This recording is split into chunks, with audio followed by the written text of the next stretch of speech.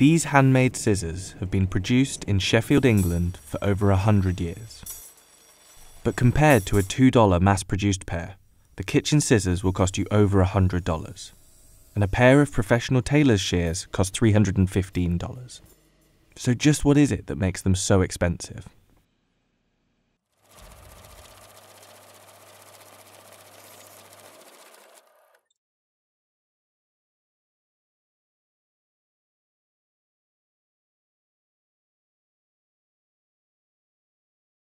Both in their 70s, the masters are the only ones skilled enough to undertake the final, delicate part of the process, the assembly of these scissors, or putting together.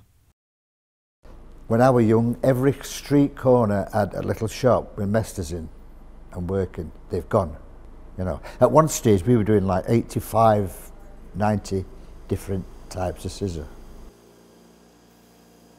In the 1970s, there were 150 small-scale scissor workshops in Sheffield. Now, there are just 2. And keeping this craft alive relies on training the next generation of apprentices. You know, when you've got you just got that like magic touch, how to hold them, how to stroke them, how to edge them. And this, to instill on young lads, is hard. Because it's not something you can write down and let them read. They've got to actually do it.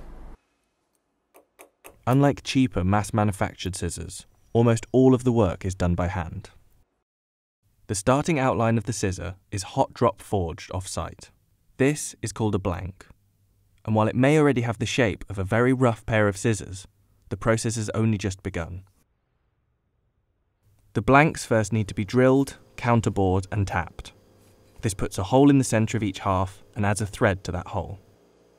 Once that work is done, the blades have to be ground down. The blank has no blade on it whatsoever, so initial grinding has to be done on a 50-year-old Viotto machine, before further refinements are done by hand.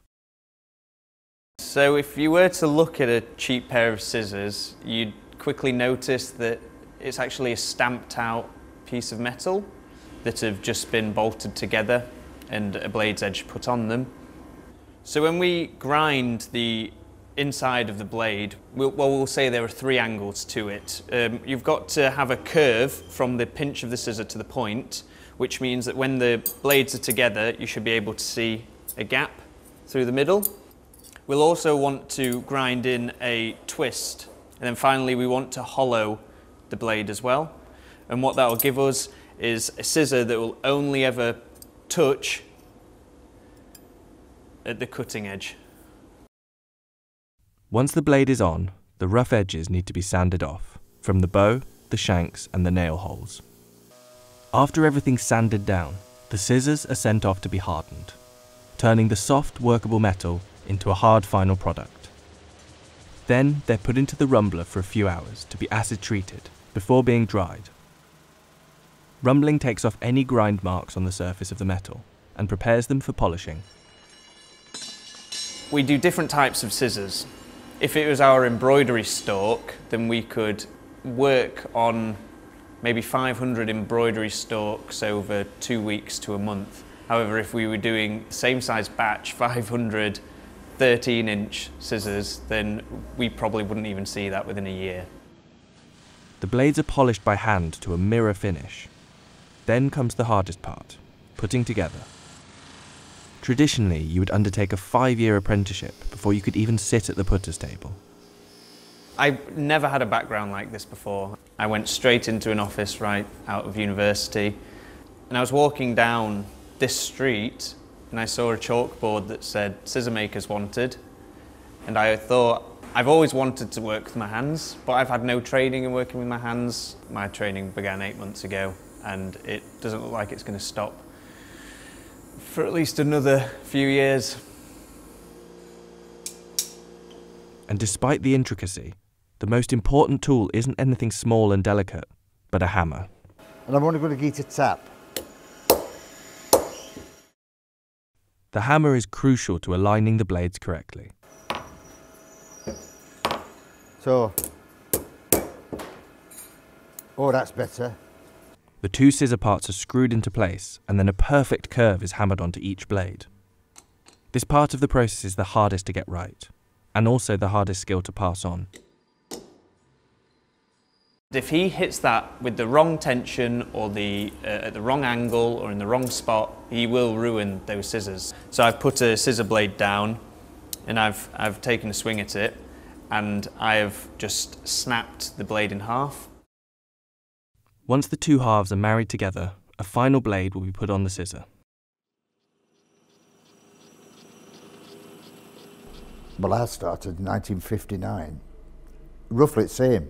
Steady, hammers. Other than we had lights hanging over to get more light.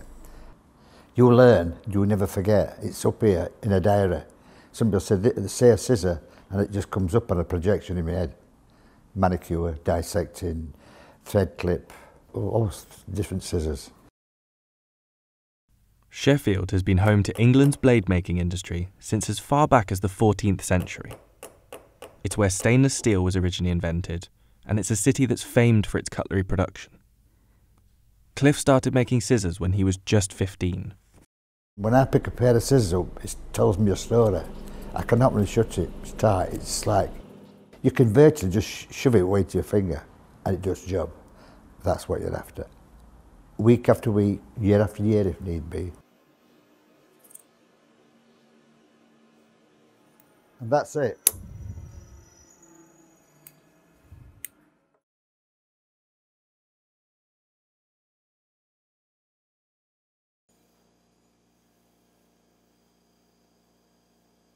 In fact, I used to have a barber do my hair and he used to bring his scissors. And this is what I did. I'll do your hair free if you'll do my scissors. Sure. This went on for years.